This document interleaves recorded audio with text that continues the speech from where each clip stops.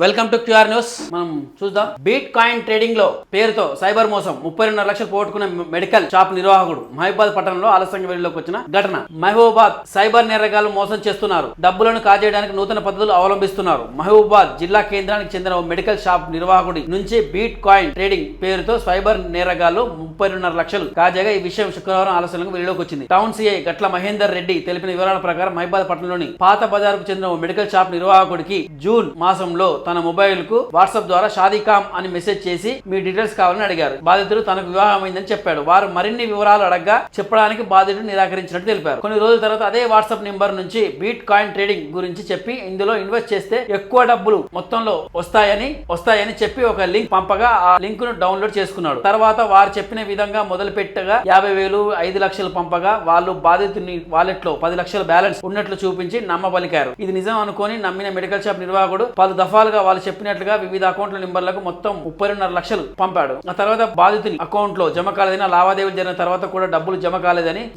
తెలియకుండా ఇంకా డబ్బులు జమ చేయాలని అడుగుతుండడంతో తాను సైబర్ నేరగాల చేతిలో మోసపోయినని గమనించి దీంతో నెల 10 టోల్ ఫ్రీ నెంబర్ కి 1900 కాల్ చేసి టౌన్ పోలీస్ స్టేషన్ లో ఫిర్యాదు చేయగా కేసు చేసి దర్యాప్తు చేస్తున్నట్టు చెప్పడం జరిగింది. సైబర్ నేరగాల పట్ల జాగ్రత్తగా ఉండాలని, మొబైల్ కి వచ్చే ఏ లింకులు సరే ఓపెన్ చేసేటప్పుడు జాగ్రత్తగా ఉండాలని చెప్పి టౌన్ సిఐ గారు చెప్పడం జరిగింది. మహబూబాద్ లో సైబర్ నేరగాల చేతిలో బలైపోయిన ఒక మెడికల్ షాప్ యజమాని ఉదాంతం మనం చూస్తూనే ఉన్నాం. మహబూబాద్ లో ఈ ట్రైనింగ్ అనేది జరుగుతూనే ఉంది. కాబట్టి పట్టణ ప్రజలే కాదు, జిల్లా ప్రజలు కూడా దీని గురించి ఆలోచించి ఏదైతే వాట్సాప్ లో లింకులు వస్తాయో సంథింగ్ కొత్త పందాలు ఎందుకొని వాళ్ళకి పంపించడం జరుగుతుంది. కాబట్టి మీరు తస్మాత్ జాగ్రత్తగా ఉండాలి. మహబూబాద్ జిల్లాలో ఇది ఒక్కటే కాదు, కలెక్టర్ మారినా లేకపోతే ఎస్పీ గారు మారినా ఎవరు మారినా జీవన బతుకు తాలూకు ఆధారాలు మారడం లేదు. ఎందుకు అంటే ఒక్క సైబర్ నేరం గురించే కాదు, గుట్కా, తంబాకు, డ్రగ్స్, గంజాయి, ఇసుక, రౌడీయిజం, భూ కబ్జా, ఇక మొదలు పెట్టుకుంటూ పోతే మళ్ళా ముఖ్యంగా బెల్ట్ షాపులు ఇట్లా మహబూబాద్ జిల్లాలో విపరీతంగా విచ్చలవిడిగా జరుగుతుంది. వీటన్నిటితో పాటు ఎస్ఐలు మారినా, సిఐలు మారినా,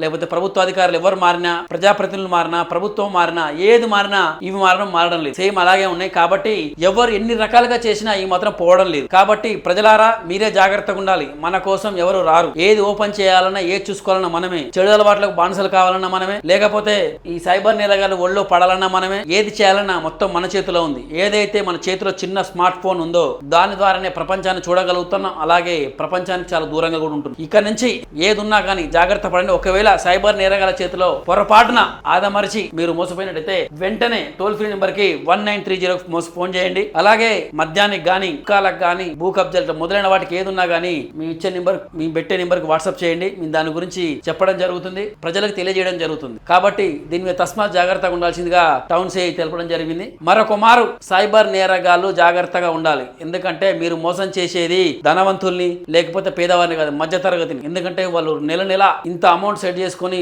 ఒక ఊహాలో ఉంటారు, నెల ఇంత ఖర్చులని. సో వాళ్ళని మోసం చేయకండి. మీరు చేయాలనుకుంటే పెద్దలను చేసుకోండి, మాకు అనవసరం. కానీ చిన్న పిల్లల్ని లేకపోతే మధ్య తరగతుల్ని నార్మల్ గా ఏది తెలిసి తెలియని వయసులో మాత్రం మోసం చేసి ఇలా డబ్బులు మాత్రం గుంజకండి. జాగ్రత్తగా ఉండండి. టౌన్ సిఐ చెప్పిన ప్రకారం అందరూ తస్మాత్ జాగ్రత్త.